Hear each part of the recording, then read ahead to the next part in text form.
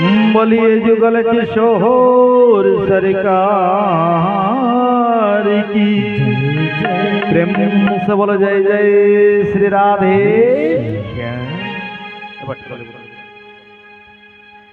जय हो विफले जनम गोয়াই মহাজনের পথ নরোত্তম দাস ঠাকুরের, তাই না? যে মহাপ্রভু লীলা করে যাওয়ার ৬০-৬৫ বছর পরে এই নরোত্তম দাস ঠাকুর এসেছিলেন, তাই না? আর মহাপ্রভু থাকাকালীন কৃষ্ণ প্রেম অশ্রু পদ্মা নদীতে রেখে দিয়েছিলেন। আপনারা যারা বৈষ্ণব মণ্ডলী অবশ্যই জানেন। তবে আজ তো গৌর চরিত্র নয়, আমরা ভাগবত কথা বলছি, তাই বড় রসাক্ষ শাস্ত্র যদি থাকে এই জগতে সেটা হচ্ছে চৈতন্য চরিতামৃত। কোনদিন যদি সময় হয়, আবার যদি আপনাদের মতো হরিভক্ত কৃষ্ণ ভক্ত গৌর ভক্তের সঙ্গ করার সৌভাগ্য হয়, সেদিন আমরা চৈতন্য চরিত, শুধু চৈতন্য চরিত আলোচনা করব।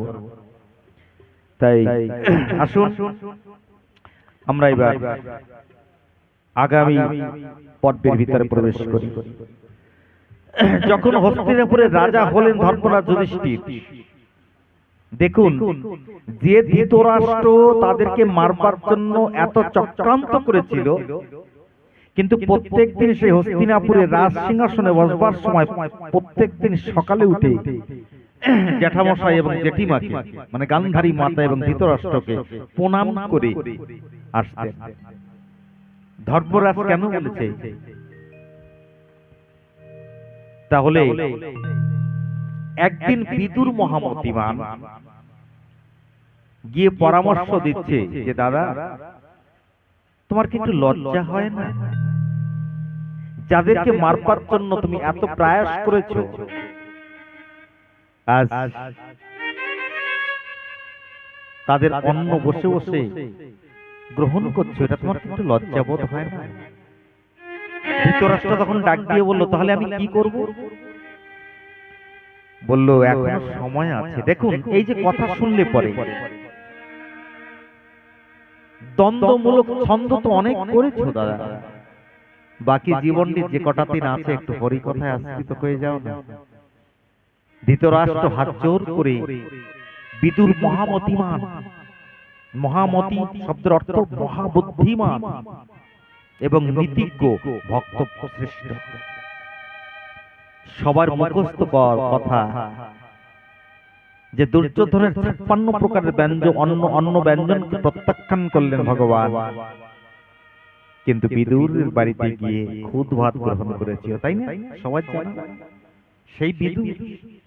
তার পরামর্শে পরের দিন সকালে যখন ধর্মরাজ প্রণাম করতে গেলেন, দেখলেন ঘরের ভিতরে তারা নেই, তারা বনের ভিতরে চলে গেছে।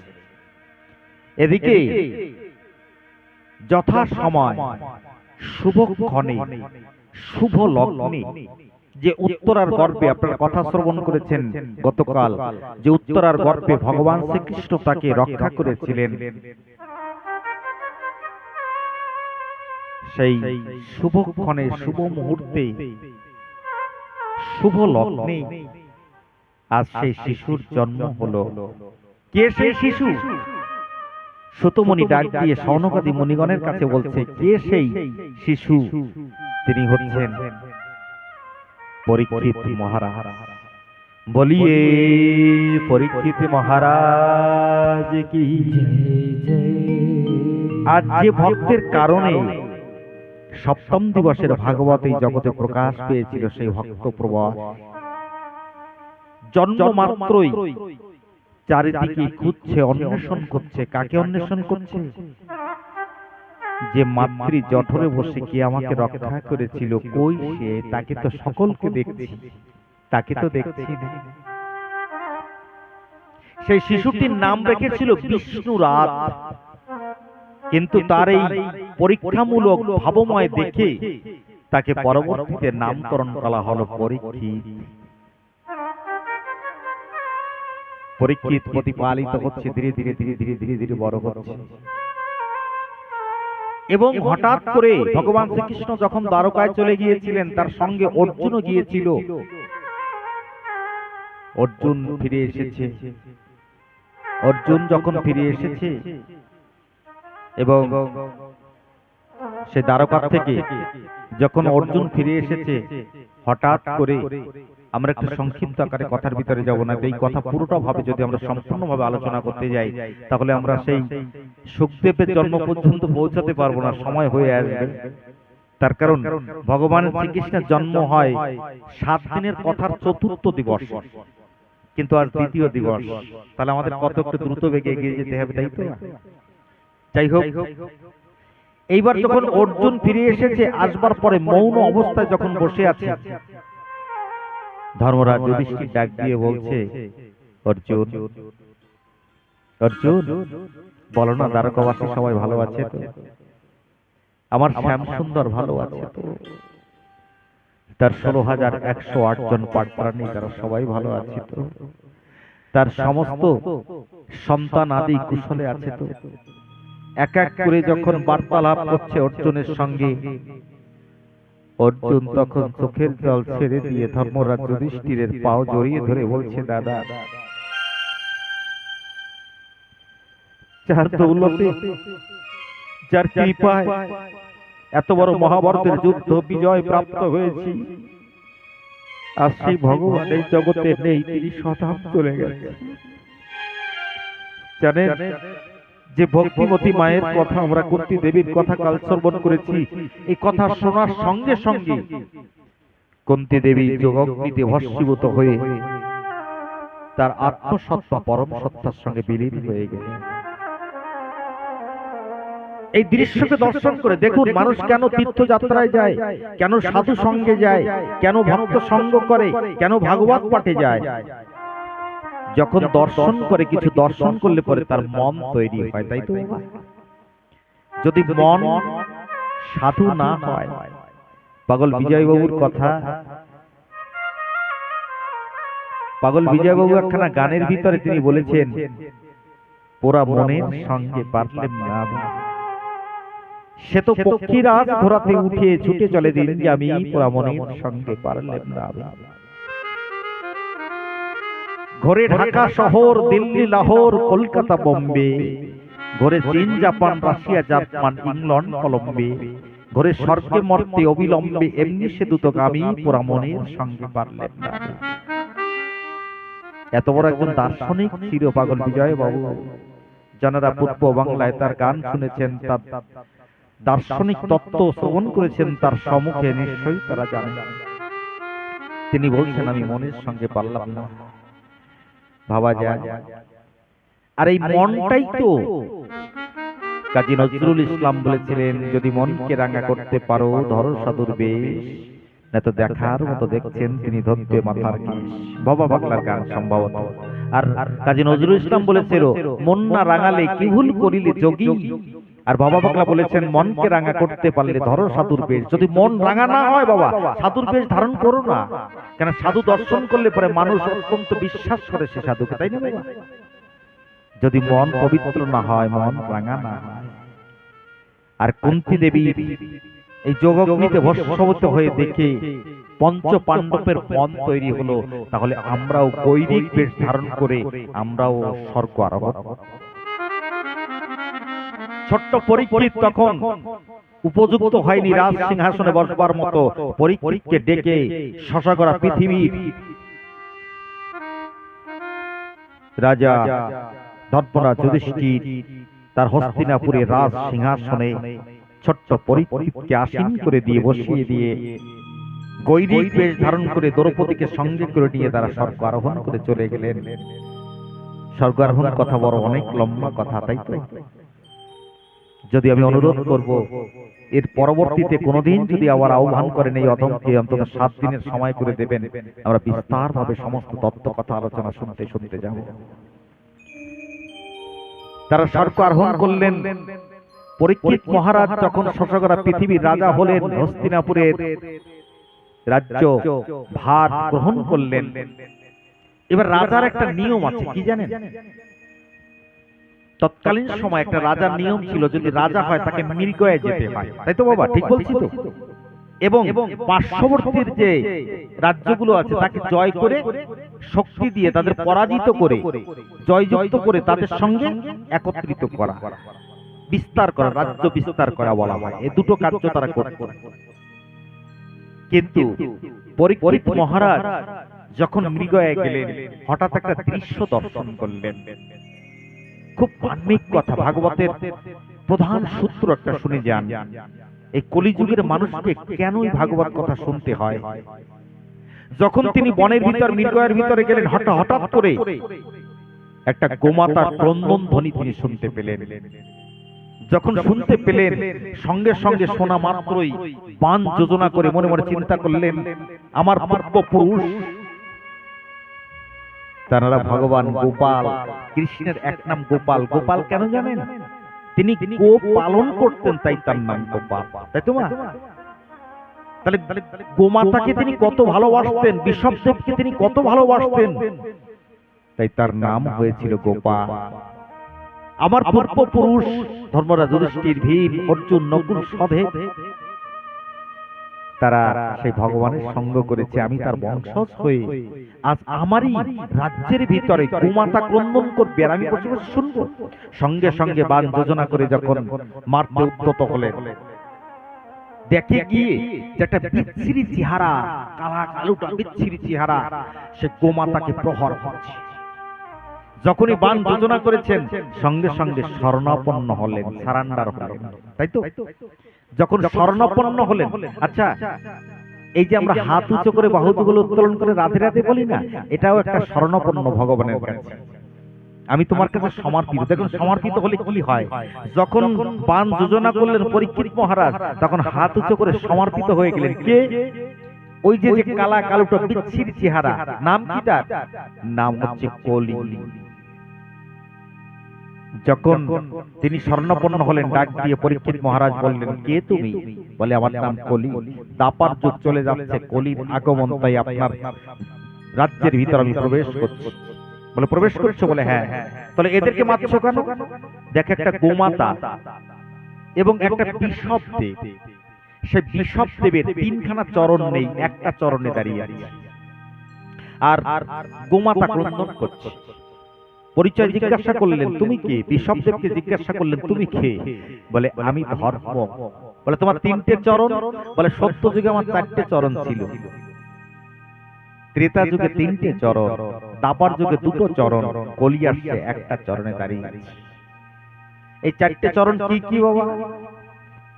শৌচতা, দয়া, তপস্যা আর সত্য। কথাটা ভালো করে শুনে যান। কলিযুগে একটা চরণ আছে, সেটা কি? সেই চরণটা কি?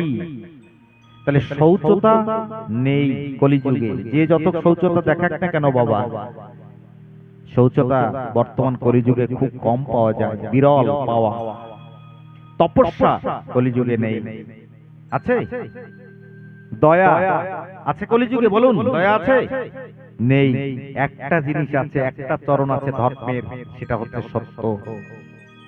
আর ভাগবতে বলছে, সত্যই পরম ধর্ম, সত্যই পরম তপ, সত্যই মূলাং সর্প, সত্য পরতরমহি। ভাগবতের শ্লোক এটা। সত্যই পরম ধর্ম, সত্যই পরম তপ, সত্য মূলাং ক্রিয়া সর্পা, সত্য পরতরমহি। যদি সত্যকে আপনি রক্ষা করতে পারেন, তবে আমার মনে হয় কি জানেন মা, মানুষ এই কলিযুগে তো মিথ্যার আশ্রয় অধিকাংশ, সত্য কথা মানুষ বলতে চায় না। আর বেশি যদি মিথ্যে কথা শিখে থাকে, এই মোবাইল আসার পরে শিখেছে। যদি বলেন কেমন করে?